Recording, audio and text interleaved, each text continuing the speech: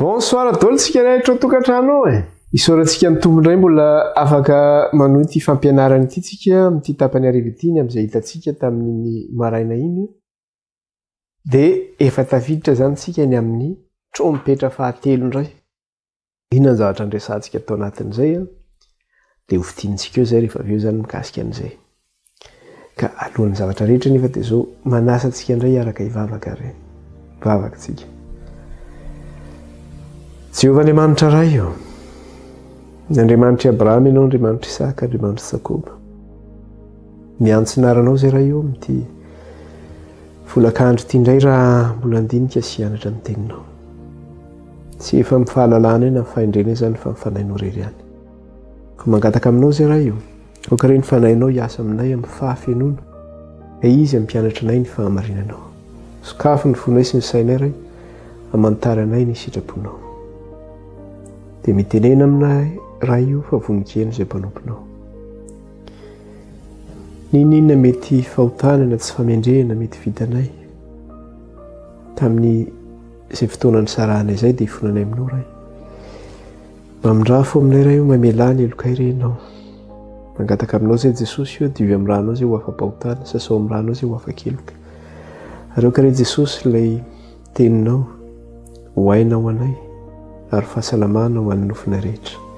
Hitondra fampahirezana, hitondra fampiononana, hitondra fahatanjahana ao aminay.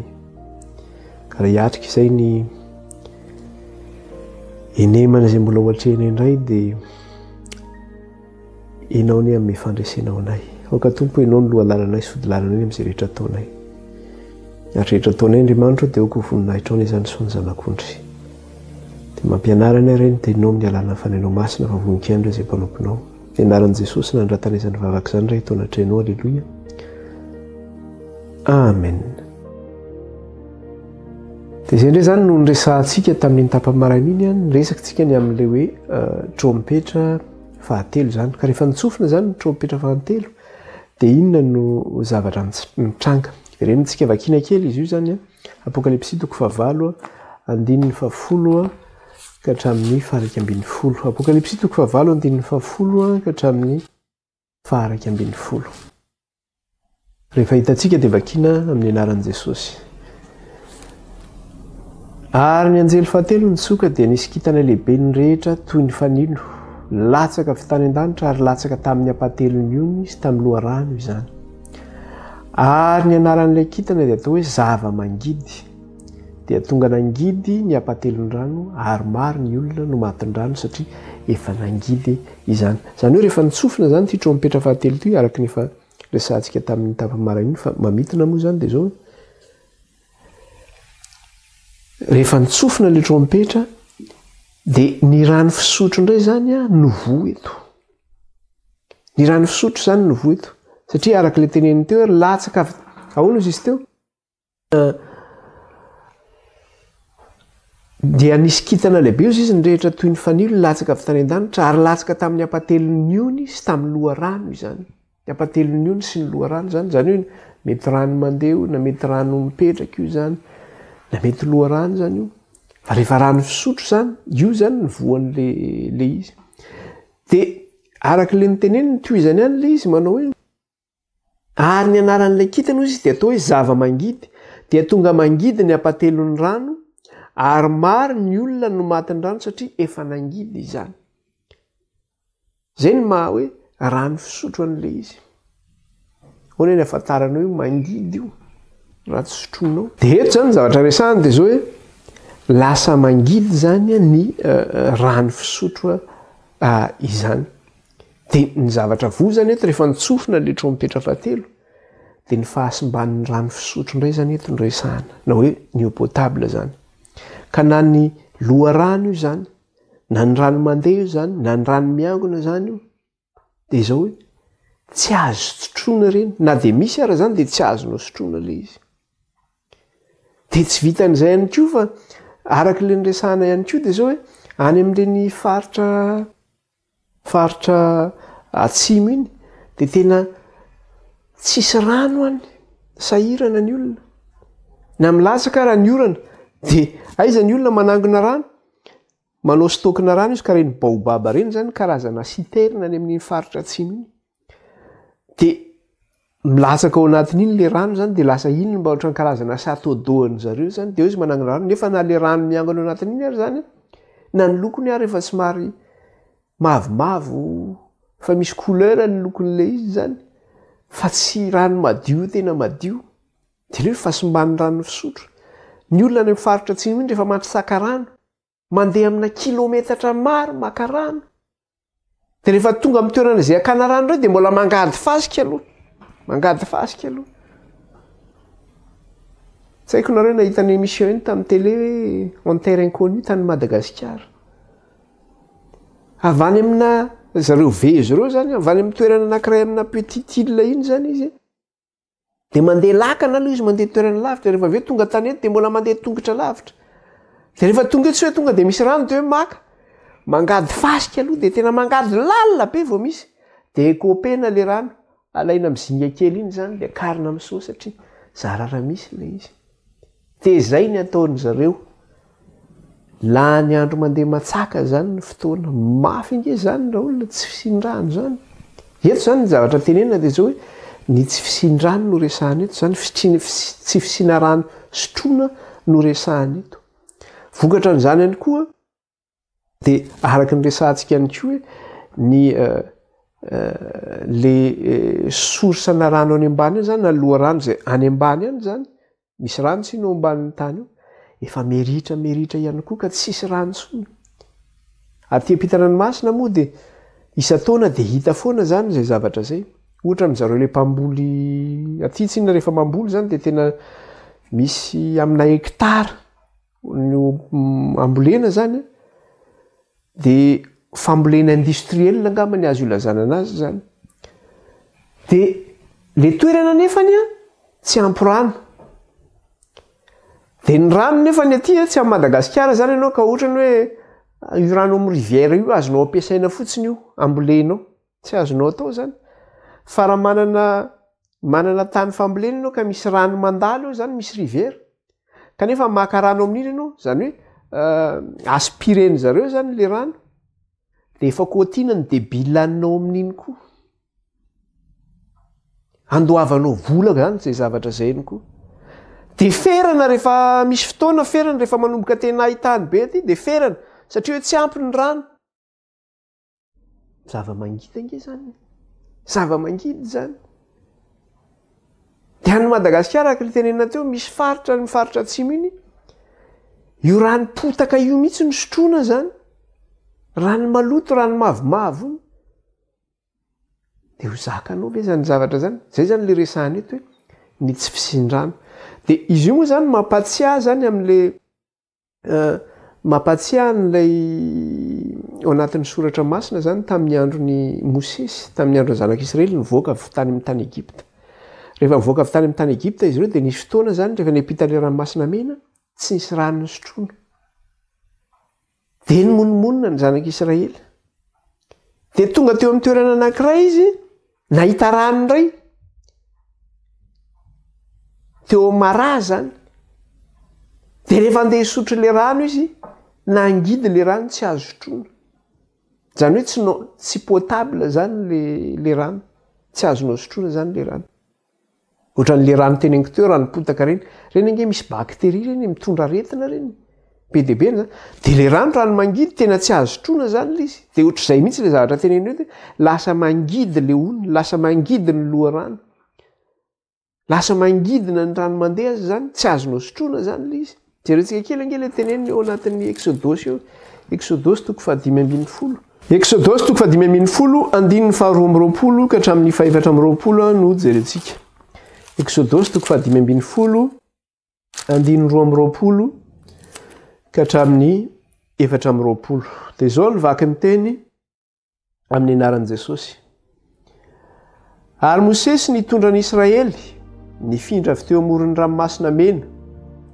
dia nandroso ho any an'efitra sora izy ary nandeha telona tany an'efitra izy fa tsy nahita rano kepaka zany zalahy dia tonga tao Mara izy fa tsy nahasotro ny rano tao Mara satria nangidy izany koa izany no nanaovana ny anarany hoe mara dia nymonmonina tamin'ny Mosesy ny olona ka nanao hoe inona no sotroina io rehefa mangidy zany io rano io dia manaona tsy azo no sotroina zany io rano io zavatra ny ainany zanak'Israely zany le trompetra zay tsofiny eto nefa dia inona ny zavatra mitranga mangidy ny rano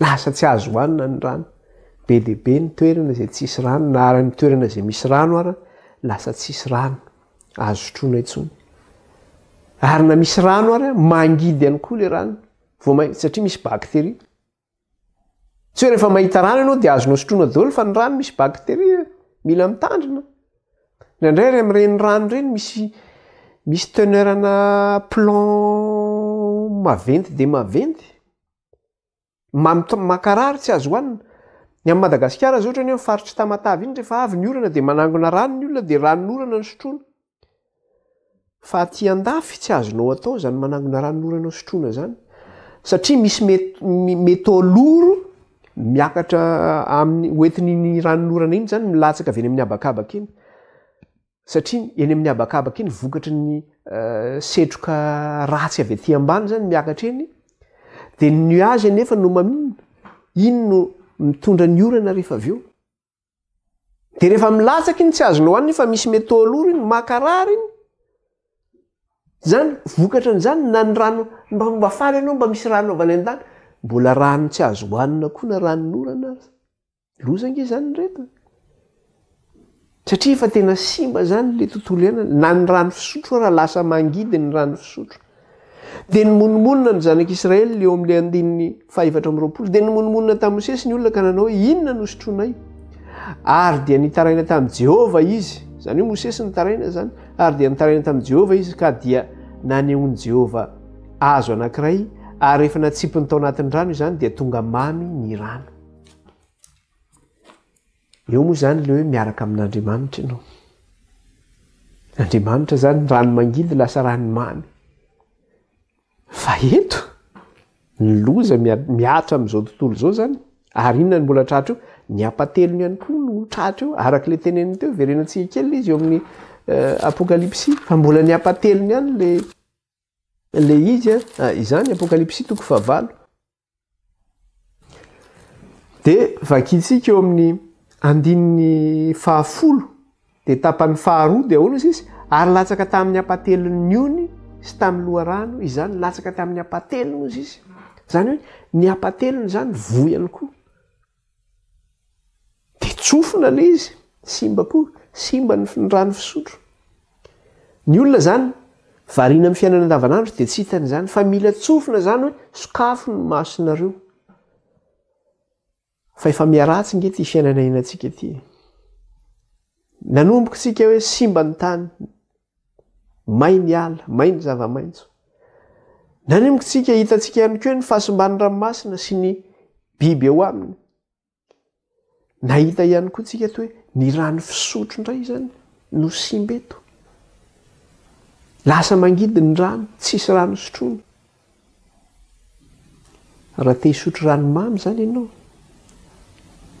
mitodia amin'Andriamanitra mitodia amin'Andriamanitra ianao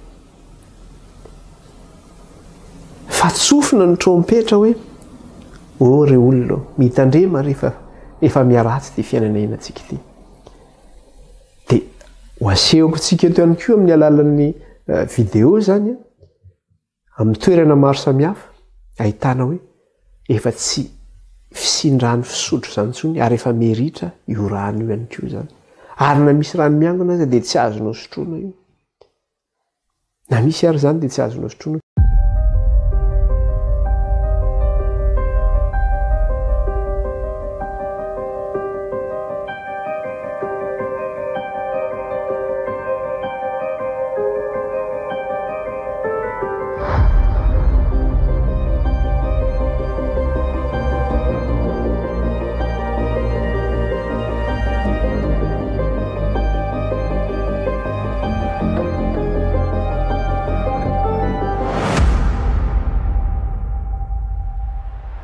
I think there's going to be chaos. I mean, I hope day zero never comes, but I can see with people wanting to come here and the desperation for water. I think we're still going to realize that water is more valuable than oil. I don't want to be too critical, but I think better plans should have been put in place a long time already.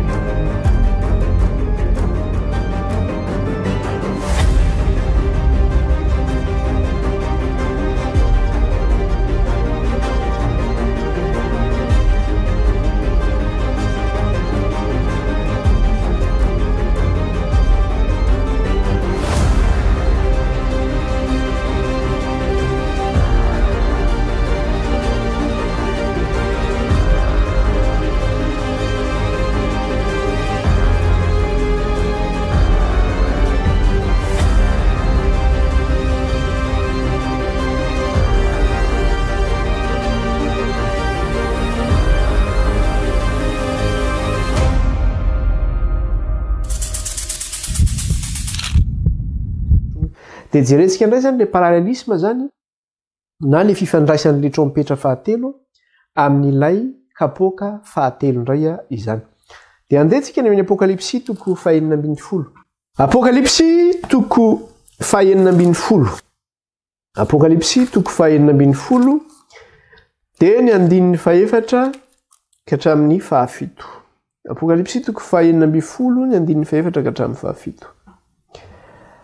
Ary ny fahatelo napidina tao andoviany tamin'ny ony sy ny loharano dia nodira ireny. Ary nareny anjelin'ny rano nanao hoe marina ianao ilay ankehitriny sy taloha dia ny iray masina satria efa nitsara toy izany ianao fa ny ran'olona masina sy ny mpaminany no nalatsany ka dia raha kosa no nomenao hosotrony ary tandrifino azy izany ary reko ny altara nanao hoe eny tompo ho Andriamanitra tsy to marina sy mahitsy ny fitsaranao. Napidina ny tao andoviany tamin'ny ony sy ny loharano le anjely fahatelo zany napidina le kapoaka zany dia nodira ireny ozy izy. Io le hitantsika tareto eo. Ary nahareny anjeliny rano nanao hoe marina ianao ilay ankehitriny sy taloha dia ny iray masina satria efa nitsara toy izany ianao. Zany hoe fitsaran'Andriamanitra mihitsy zany. Le fitsaran'Andriamanitra zany eto no mitranga. Aty amin'ny trompetra zany izy ny apahatelony. Tonga indray tsika aty amin'ny kapoaka efa manenika ny territoire rehetra le izy, ny tany rehetra zany, ny fahasimban'ny rano fisotro. Fa eto izy aty amin'ny kapoaka dia teneniny hoe nivadika rà ozy izy ny ony. Teneny mihitsy ny vadika rà ny ony ozy izy sy ny loharano. Ka zany rà zany ve azonao sotroina zany? Tsy azonao sotroina ny rà. Ohatran'le tarizy hoe mangidy ny rano, tsy azonao sotroina hoe mangidy. Fa zany rà zany koa tsy azonao sotroina zany. Zany angeny nahazo ny Egyptianina tamin'ny loza voalohany. Zay ny loza voalohany niatra tao Egypta tamin'le loza folo. Nalefa n'Andriamanitra namely ny tany Egypta. Nalefa n'Andriamanitra loza voalohany dia vadika ranony Egypta.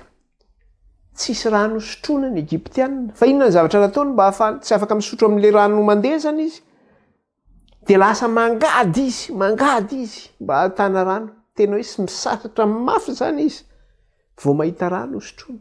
Satria nivadika rà ny rano tany Egypta zany le Nil zany, satria le Nil ny anaran'le rano mandeha ny Egypta iny izany. Jerentsika eto amin'ny Exodosy toko fahafito izy miresaka an'izay. Exodosy toko fahafito dia ny andininy fahasivy amby folo ka hatramin'ny faharaiky amby roapolo. Exodosy toko fahafito andininy sivy amby folo ka hatramin'ny faharaiky amby roapolo. Rehefa hita dia vakitsika amin'ny anaran'i Jesosy. Ary Jehovah tamin'i Mosesy lazao amin'ny Arona hoe raiso ny tehinao ka injiro ambonin'ny ranon'ny Egypta ny tananao dia ambonin'ny sapan-dranony sy ambonin'ny lahin-dranony sy ambonin'ny enieniny sy ambonin'ny kamoriny rehetra mba ho tonga rà ireny ary isy rà eran'ny tany Egypta rehetra na amin'ny fitoeran-drano hazo na amin'ny fitoeran-drano vato. Ary nataon'i Mosesy sy Arona izany araka izay nandidian'i Jehovah dia nanainga ny tehana izy ka namelony rano tao Nely teo mason'ny Farao, teo mason'ny mpanompony, dia tonga rany rano rehetra taonely, koa maty ny hazan-drano izy taonely, dia maimbonely ka tsy azony Egyptiana nosotrona ny rano avy eo, ary ny ra dia nanerana ny tany Egypta rehetra, tsy azony Egyptiana nosotrona ny rano.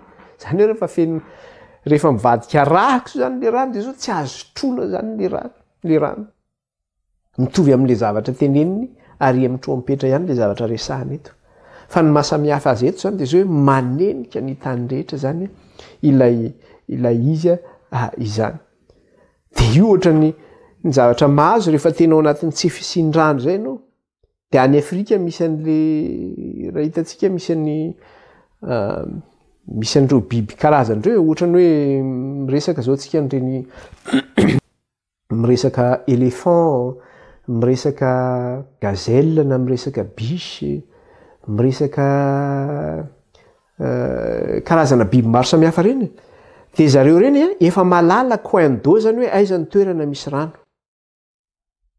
Dia zay zany ny ataony zareo, mandeha foana izy, tsy maintsy mandeha amin'ny toerana misy rano, mandeha lavitra. Dia ny gazelle zany vo kilometatra lavitra fotsiny izy eniny amin'ny fofony io rano io, dia miazakazaka izy mandra-pahitan'iny rano iny. Dia ohatr'izay mihitsy sika zany. Amin'ny teny frantsay nilazany anazy io, ohatrany hoe misoupir au prélot d'un ruisseau. Tena zany hoe tena hoe mangetaeta sy maniry fatratra n'izany ianao, hoe te hisotro rano ianao. Kanefa tsisy rano sotroina. Nandritra ny 3 andro tsisy rano sotroina ny Egypta. Niady lavaka amin'ny rano miangona rehetra, na angoninao zany io tsy misy io. Ao anaty vata fanangonana, ao anaty hazo fanangonana tsy misy. Mivadika raha daholo. Ny rehetrarehetra, ny kamorona ozy izy, ny ono ozy izy, ny rehetrarehetra. Ny ano azony zareo sotroina ihany, dia le angadiana sarotra azo, iny ihany sisa ny azony sotroina. Mafy vao mahita rano sotroina. Dia amin'izao fotoana zao vokatra an'izay zavatra zay. Inona indray nataony zareo manam-pahaizana ary fantan'le spécialiste le izy. Zay tsika hoe tsika mety hoe variana amin'ny fiainantsika andavanandro, fa mba enonge ny zavatra misy, jereo ny zavatra misy. Rehefa misy reny reportage reny na documentaire miresaka ny tontolo iainana, miresaka ny zavatra misy iainantsika, dia mba jereo. Fa inona ozy zareo? L'or du demain ozy izy, c'est l'eau. La guerre de l'eau. Na bataille momban'ny rano zany. Ady momban'ny rano, zay zany ny défi ho avy aorianao. Ka zay tompon'ny rano ny tompon'ny arena ozy izy. Aorianao, zany ny vaovao mandeha zany. Dia any amin'ireo pays arabe reo, dia fa inona ny zavatra ataony? Dia fa misy spécialiste frantsay koa manao an'izany. Io ranomasina io, satria io ny stokina rano ngeza indrindra eto ambonin'ny tany. Dia miezaka mamadika ranomasina io, avadika rano azo sotroina. Avadika rano azo sotroina, efa miezaka manao an'izay zany zareo zany. Satria fa fantany fa hoe tsy hisy tsony io rano. Zavatra réalité misy ange zany, zavatra iainantsika zany. Zay mahatonga ny teny tamin'ny maraina hoe amin'izao fotoana zao efa io rano hoantsika ato trano io zany hisasantsika, andehanantsika any amin'ny toalety. Dia reny mandeha reny rano reny any anaty égout any zany, any anaty lavaka any, dia mandalo amin'ny station d'épuration, dia diovina, mandalo étape fanadiovana, dia indray miverina makany amin'ny robinet-nao iny rehefa avy eo zany, lozange zany raha olona. Efa manomboka misy zany zavatra zany. Dia ahoana antsika amin'izany? Le rano efa mangidy, efa mivadika rà le rano. Tsy fisian-drano. Dia raha zao zany izy amin'izao fotoana zao, hoe mbola misy. Ary jereo fa tao Antananarivo ange, na ao Antananarivo fotsiny ara raisina fotsiny ohatra Antananarivo. Tamin'izaho mbola mipetraka tao Antananarivo. Ny rano io mandeha tsara, tsisy problème. Ny olona mandeha matsaka eny amin'ny paopy eny, tsisy milahatra amin'ny paopy. Sady tsy andoavam-bola ny paopy. Amin'izao fotoana izao manahoana ny filarana rano ao Antananarivo. Na olona mitondra 4x4 rara, mitondra inona ny anaran'ity, tonneau mihitsy izy aoriana eo asiana rano, ny milahatra rano. zany hoe na olona manana ny maizy azy raha milahatra rano koa ny Madagasikara zany. Ary raha mba misy rano raha tonga any an-tranonao dia tsy teteka le rano tonga any. Mba mandro ianao mba manao dosy ianao tapika eo tsisy rano tsony. Zany ny zavatra misy. Ora olona. Tsy fisin-drano ange zany.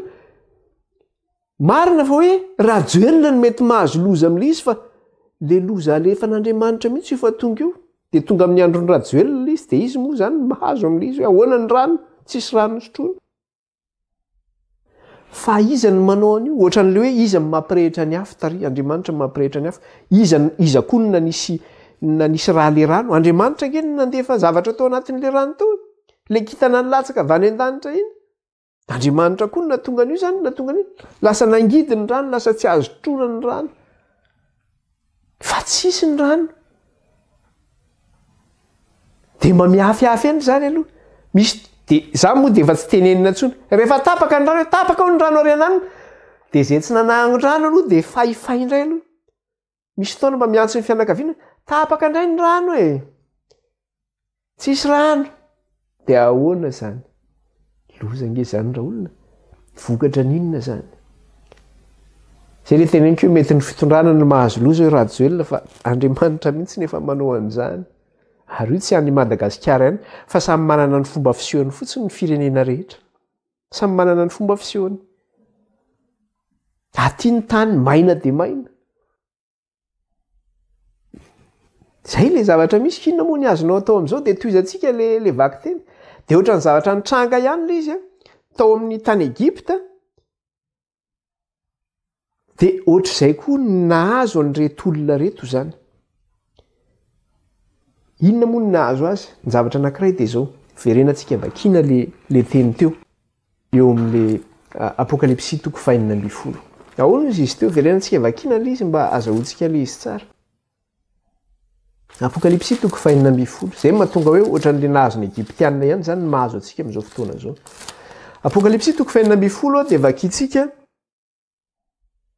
ny andininy 5 sy ny 9. Ahoana ozy izy? Amin'ny anaran'i Jesosy. Ary nareny anjelin'ny rano nanao hoe marina ianao ilay ankehitriny sy taloha dia ny iray masina satria efa nitsara toy izany ianao. Dia hoe fa maninona moa Andriamanitra no nitsara toy izany? Andininy 9. Fa ny ran'olona masina sy ny mpaminany no nalatsany ka dia raha kosa no nomenao sotrony ary tandrifiny ho azy izany. Inona zany natonga nyity loza ty tonga zany? Vokatry ny famonoana zany ny olona masina sy ny fanaovana tsinitsinina ny olona masina. Dia io ilay zavatra niresahantsika tary amin'ilay tombo-kase 5, le fitarainan'ireo olona masina izay nalatsaka ny rano teo ambany alitara manao hoe mandra-paoviana Andriamanitra no hitsarahanao ny ranay amponina ambony tany. Dia eto zany mivaly mihitsy le antso eto. Hoe vokatry ny nataon'izy ireo arak'ilay teneny hoe fa ny rany olona masina sy ny mpaminany no nalatsany ka dia raha kosa no nomenao sotrony ary tandrifiny ho azy izany. Satria nanenjika ny vahoaka an'Andriamanitra izy, namono ny vahoaka an'Andriamanitra izy, nampigalatra ny vahoaka an'Andriamanitra izy. Dia nomena rano sotroina zany ny mponina ambony tany. Amin'izao fotoana izao mbola misy ange zany fanenjehana zany. Mbola misy zany fanenjehana zany. Ary io moa ny zavatra tena mahavariana zany amin'izao fotoana izao. Mety hiteny ny maro iza koa ny misy an'izany ka ny zavatra misy ange dia ity. Tsy hoe ny fiangonana kristianina rehetra ange ny atao hoe olona masina. Na hoe izay mitonina ny anarana hoe kristianina no tena atao hoe kristianina. Fa inona ny atao hoe ny olona masina? Ireo izay mitandrina ny didin'Andriamanitra sy manana ny filazan'i Jesosy. Vitsy anisa ireo fa tsy maro anisa. Ka matoa zany tsy hita amin'ilay akabeazan'ny kristianina rehetra dia inona ny anton'izay? Ny antony dia izao. Satria efa nahazo toerana tsara ny kristianina rehetra mandrimandry matoritory ka tsisy zavatra mampahorena azy. Satria nahoana? Satria tsy mitana le fahamarinana izy. Fa ho an'ireo izay mitana ny fahamarinana kosa dia mbola voaenjika foana izy, mbola voaroaka amin'ny asy izy.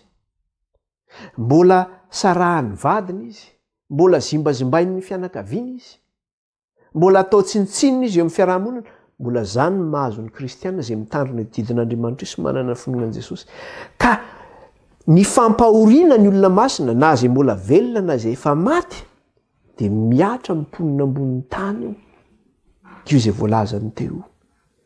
Ary ahoana izy izy mendrika ho azy zany ozy izy, satria le fitsaran'Andriamanitra zany ny tonga aminy. Dia eo zany le resaka hoe réciprocité, miverina foana le réciprocité, le hoe fifandraisana zany. Inona moa le réciprocité tiana tenena eto hoe vokatry ny fahotany nataon'ny Egyptianina dia ny goka ny fitsarana taminy izy. Inona ny zavatra nataon'ny Egyptianina? Nampahory ny vahoaka an'Andriamanitra izy, nanandevo ny vahoaka an'Andriamanitra izy tao Egypta, dia nomen'Andriamanitra azy ny anjara saziny, nampisotroan'Andriamanitra rano mangidy izy, nivadika rano ny rano Egypta.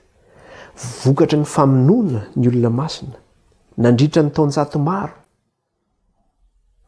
vokatry ny fampahoriana ny kristianina enina hatramin'izao andro enantsika izao azy, dia ireo izay mitandrina ny didin'Andriamanitra sy manana ny filazanan'i Jesosy dia manao ahoana? Tonga ilay fitsaran'Andriamanitra, misotro rano mangidy koa izao tontolo izao. Ireo izay manao tsinitsinina ny olona masina, tonga fitsarana, tonga io, tsofina ny trompetra. Fa rehefa tonga ny loza, tsy ny apatelo ny tsony ny tratran'io, fa manerana ny tany rehetra tratran'io avokoa izany. Dia ahoana ozy izy toy izantsika le vaky teny teo amin'ny andininy fahafito, toko fahinana amby folo dia ny andininy fahafito, inona koa mbola tenenina eo dia ozy izy: areko ny alitara nanao hoe eny tompo, Andriamanitra tsy toa, marina sy mahitsy ny fitsaranao. Raha tonga amin'ny olombelona zany, tonga miponina ambonin'ny tany zany ny tsy fisiana rano, dia ahoana ozy izy? Marina ny fitsaranao ry Tompo Andriamanitra tsy toa, marina zany ny fitsaranao. Andriamanitra dia marina. Nandritra ny taonjato maro be dia be ngeny milaza hoe Andriamanitra dia tsy mba nampitandrana fa dia naninona dia nataony an'izao. Nandritra ny taonjato ny fandimby,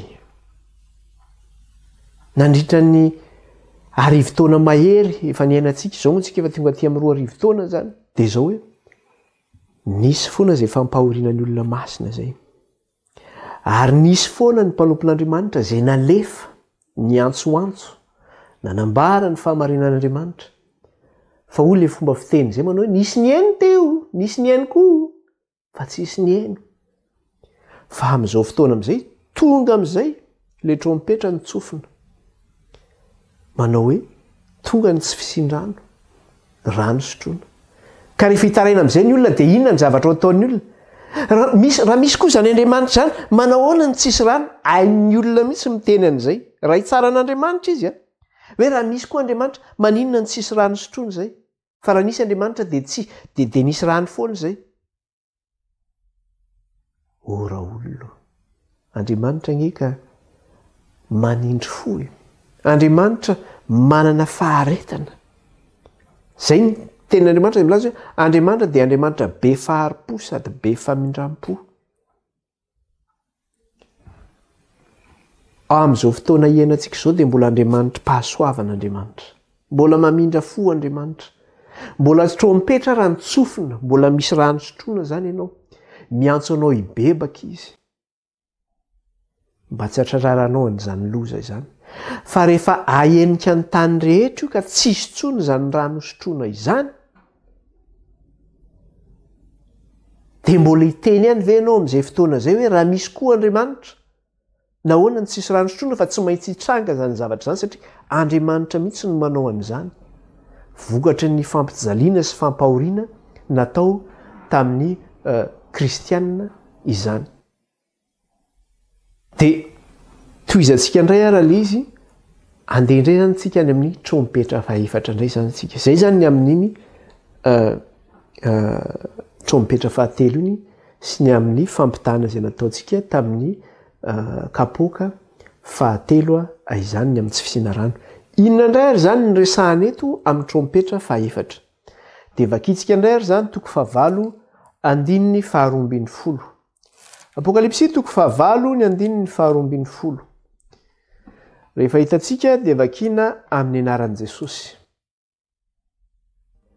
Ary ny anjely fahaefatra nitsoka dia nasina ny apatelon'ny masoandro sy ny apatelon'ny volana ary ny apatelon'ny kintana rehetra mba ho maizina ny apatelony ka tsy hazava ny apatelon'ny andro mba toy izany koa ny alina. Inona indray zany no nasiana eto? Nasiana ozy izy ny apatelon'ny masoandro, ny apatelon'ny volana, ny apatelon'ny kintana mba tsy hazava ozy izy fa maninona? Ho maizina. Ka te ho very zany ny hazavan'ny apatelon'ireo zavatra anankitelo voalaza teo. Ny apatelon'ny kintana, ny apatelon'ny volana, ny apatelon'ny masoandro. Inona nefa ireo zavatra anankitelo nresahanareo? Dia ireo le fahazavana izay nomen'Andriamanitra zany anazavantsika olombelona eto ambonin'ity tany ity, na amin'ny alina na amin'ny andro. Ireo zany le luminaire teneniny amin'ny teny frantsay. Ireo le luminaire manazavantsika zany amin'ny andro ny amin'ny alina izay nomen'Andriamanitra. Any amin'ny Genesis izy miteny an'izany, Genesis 1. Genesis 1 ny 4:4 ka hatramin'ny 7:20. Vakitsika kely izy io. Zao vaky ny teny amin'ny anaran'i Jesosy. Ary Andriamanitra nanao hoe misia fanazavana eny amin'ny abakabaky ny lanitra, ampisaraka ny andro sy ny alina. Ary eoko ho famantarana sy ho fotoana ary ho andro sy taona ireo.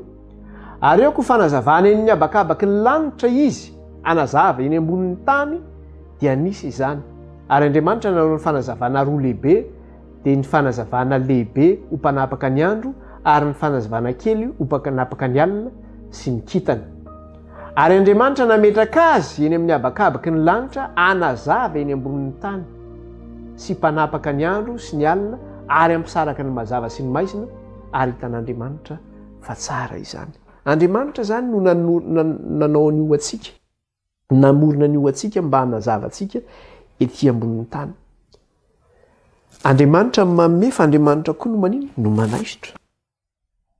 Inona indray zany ny anton'izay zavatra zay? Raha mijery zany tsika amin'izao fotoana zao vokatra n'izay zavatra zay, satria ny zavatra rehetra aneto zany dia zao hoe fahasimban'ny masoandro, ny hazavan'ny masoandro, fahasimban'ny hazavana ihany koa amin'ny andro na amin'ny alina.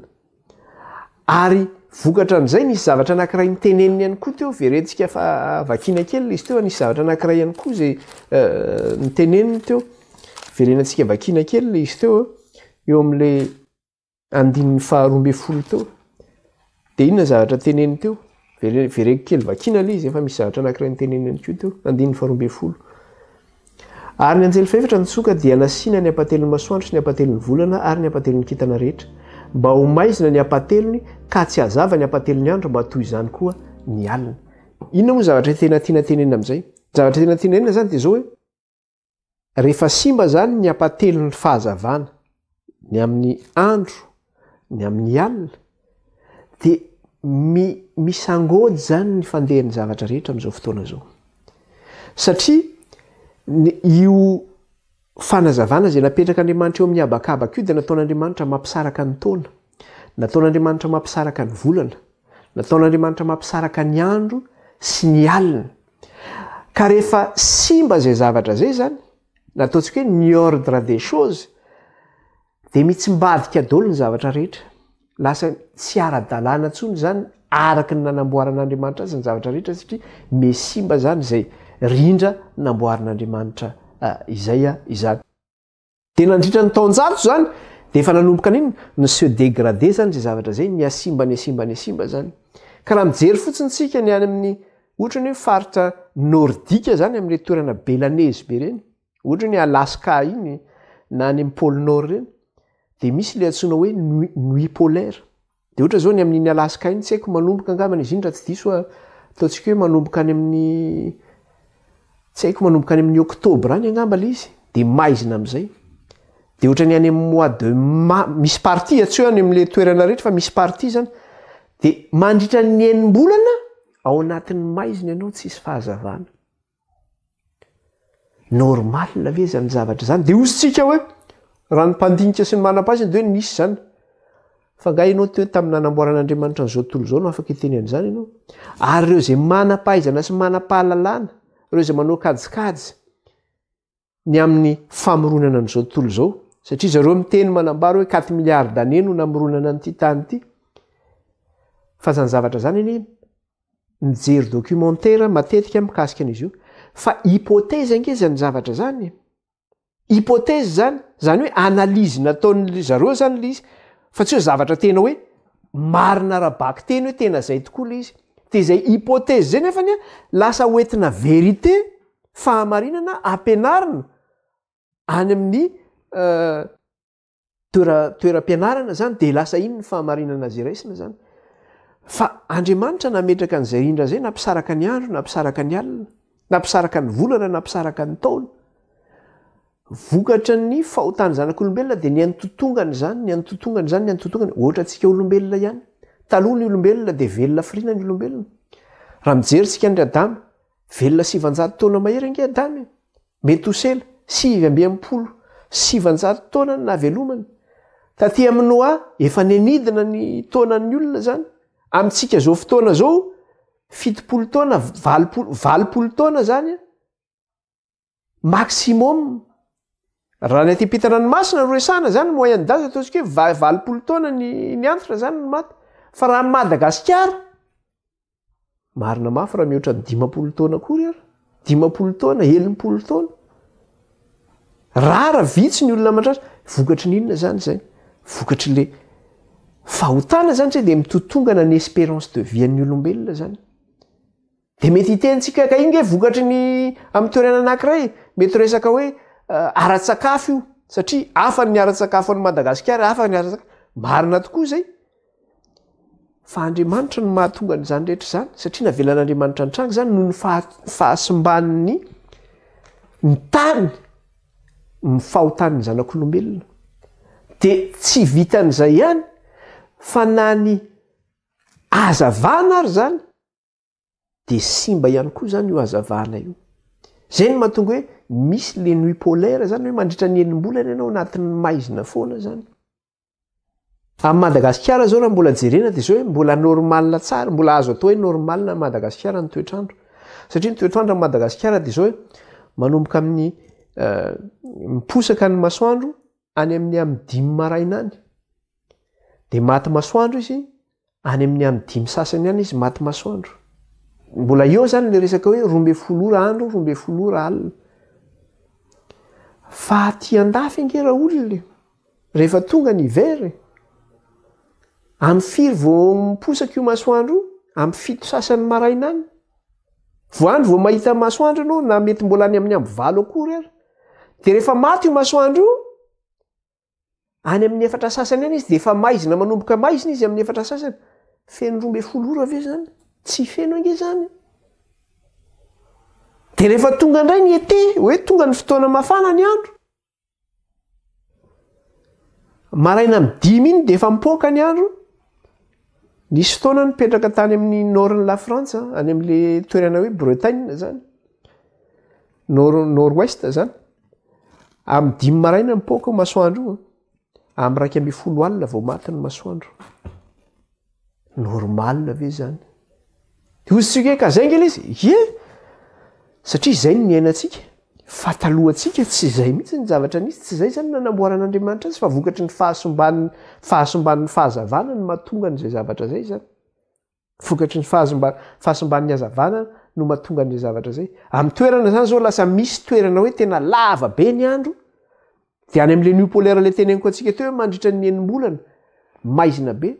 De misy fotoana indray mandritra ny enim-bolana, tsy alina mihitsy fa mazava. De raha matory zany le ianao tonga any amin'le toerana mba matory zany hoe tonga amin'ny fotoana torizana, tsy haiko amin'ny Madagasikara ny firy matory. Amin'ny 7 alina, amin'ny 8, tonga ianao atory zany eo an-trano. De tsy maintsy dina daholo ny volet rehetrarehetra, satria mipoaka be ny masoandro ao velany eo. De mba ahoana amin'izany? Tsy normal ange zany. Tsika mety mieritreritra hoe fa zatra an'izany de hoe normal zany satria fiainantsika, fa tsy normal zany, tsy araka ny rindra namboarin'Andriamanitra zany zavatra zany. Fa Jesosy teny any ara de niteny mihitsy. Ahoana izy Jaona 2:12. jaona toko faraky amby folo andininy fahasivy dia zao ny tenen'i jesosy jaona toko faraky amby folo dia ny andininy fahasivy